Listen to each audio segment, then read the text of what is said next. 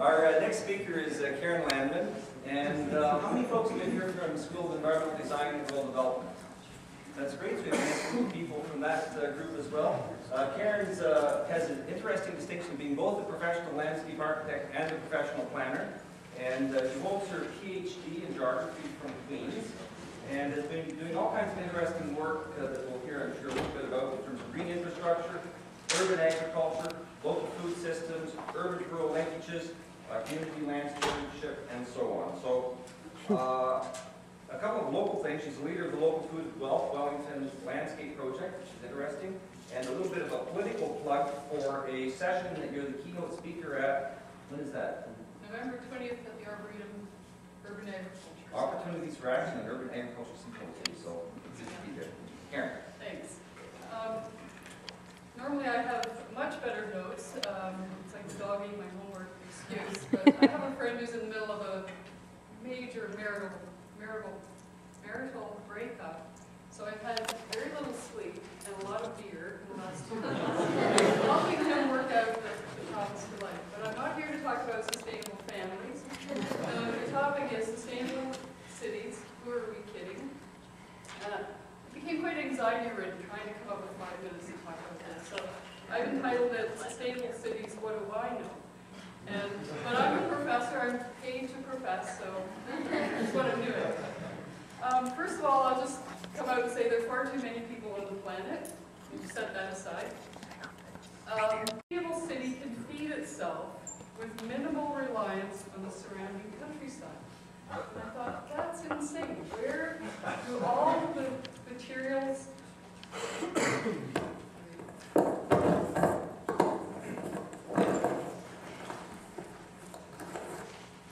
Had much sleep, so I have no voice left.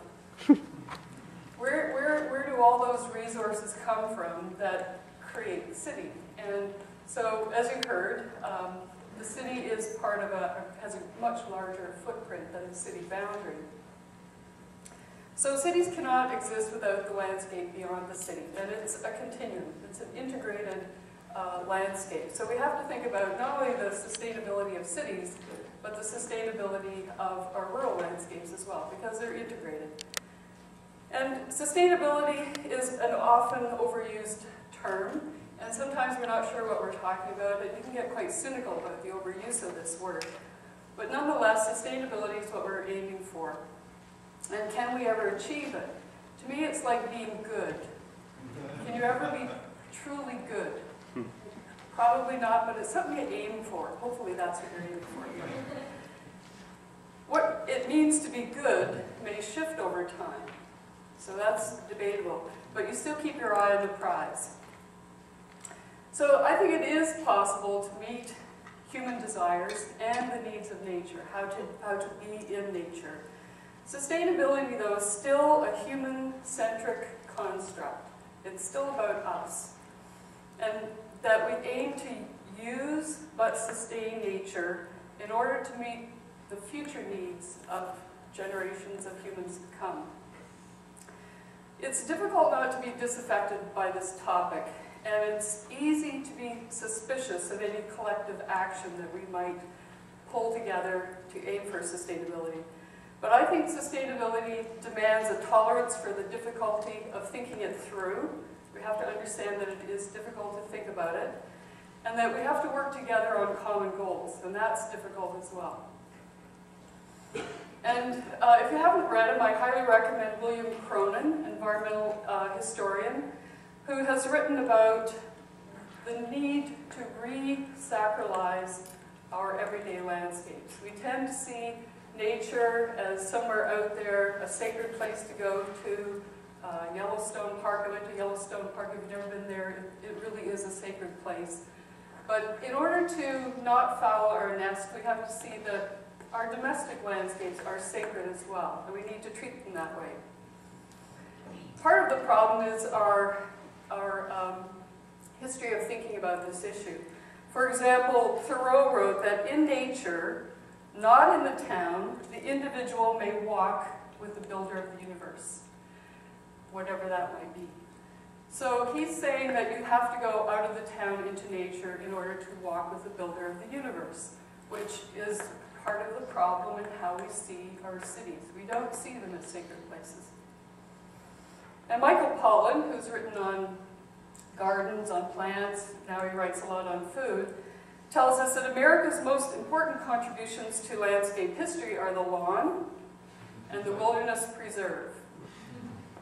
And we've tended to adopt, not entirely, Canada has a different history of thinking about the wilderness preserve. We tend to think of it as a place to use, conserve, rather than preserve. But it has affected how we see our environment. And I think Leo Marx is someone to look to think about the middle landscape, where we combine culture and nature. And in that middle landscape, we can aim for sustainability. 2 minutes. Wow, okay. So now I'm going to bring in landscape architecture, because that's the discipline I'm representing here. And I have to say that we need to respect the materials that we use. Currently, we work with a cradle-to-grave scenario. We pull in those resources from the rural areas. We use them. When we're done with them, we dump them, hopefully out in the rural area. We find a landfill site. We have to think of a cradle-to-cradle scenario, as William McDonough, who's an architect, thinks of his materials that he uses. And you need to respond to the cultural and environmental context that you're working within. If you have to sustain your community, both from a natural, environmental viewpoint, but also a cultural. Landscape architects Bill Thompson and Kim Sorvik have written a text on this, and they offer some guiding principles for sustainability in design. Keep healthy sites healthy, so don't screw up the good stuff. Heal injured sites. Favor adaptable materials. Protect water. I think if you can protect water, you're learning a lot about how to do things right. Minimize paving. Consider the origin and afterlife of materials. Know the costs of energy over time, human energy as well. Celebrate light, but respect darkness. Defend silence. And maintain to sustain. And Thompson and Sorvik argue that we usually find nature's own functional forms to be supremely beautiful. Hence, we've made those nature preserves sacred. And there's an excellent article in the recent Alternatives magazine, the summer issue. If you haven't read it, Thomas Homer Dixon wrote an article on the way we perceive the world.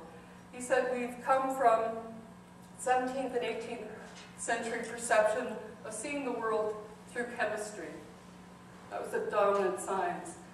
The 20th century was about physics, and I was born in 1954. As a little 5-year-old in grade 1, I learned how to duck under my desk to avoid nuclear bombs. Who are they kidding? But we're shifting now to an ecological, and this was mentioned already, an ecological worldview. And I think if we need to learn how to live sustainably within nature, then nature, through ecology, landscape ecology, is a model that we can trust. And to me, that just makes sense to pursue that system approach that nature has. But it's difficult because nature is complex, it's chaotic, it's not linear, and it's difficult to understand.